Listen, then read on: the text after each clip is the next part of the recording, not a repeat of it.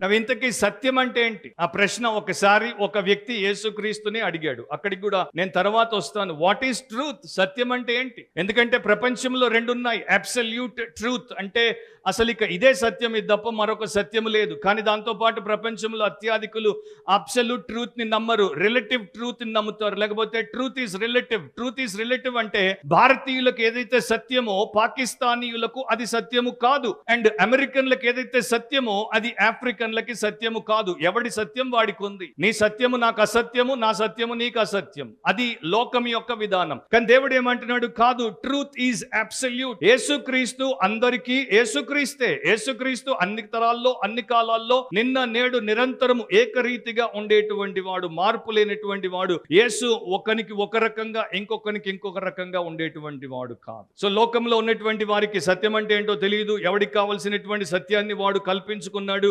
దాన్నే వాడి జీవితానికి ఆధారముగా చేసుకున్నాడు, దాన్ని బట్టే వాడు బతుకుతాడు. కనుక లోకంలో ఉన్నటువంటి వారు సత్యాన్ని తెలుసుకోవాలి. ఇంకో రకంగా చెప్పాలంటే మనం చేసేటువంటి ప్రతి ఆలోచన, మనం చేసేటువంటి ప్రతి నిర్ణయము, మనకు వచ్చేటువంటి ప్రతి కోరిక, మన వైఖరి అంతా కూడా మనము దేన్ని సత్యమని నమ్ముతామో దాన్ని బట్టే చేస్తాం. సో నీ లైఫ్ ని నడిపించేది ఐదర్ దేవుడి సత్యము లేకపోతే నీవు సత్యము అని ఎంచుకునేటువంటి విషయం. అండ్ దీంట్లో కూడా రెండు రకాలుగా ప్రపంచంలో ఉన్నటువంటి మనుషుల్ని మనము వేరు చేసేయొచ్చు.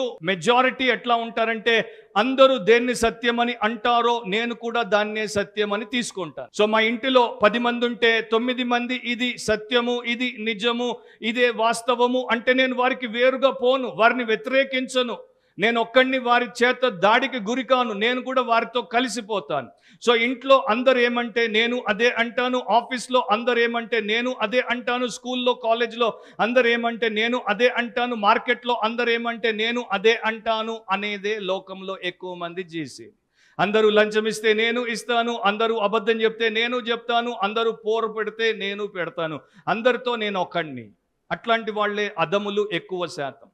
రెండవ వారు అట్లా కాదు, నేను లోకానికి వ్యతిరేకిని, వాడేంటి నాకు చెప్పేది, వాడి మాట నేను వినేదేంటి, నా జీవితం నా ఇష్టం, నాకు తెలుసు నేనేం చేయాలో, నేను ఎవడి మాట వినా, నేను ఎవరిని లెక్క చెయ్యా, I don't care the world, I will do my own thing అనుకునేటువంటి రెండవ రకం. ఈ రెండవ రకం తక్కువ ఉంటారు, కానీ ఉంటారు.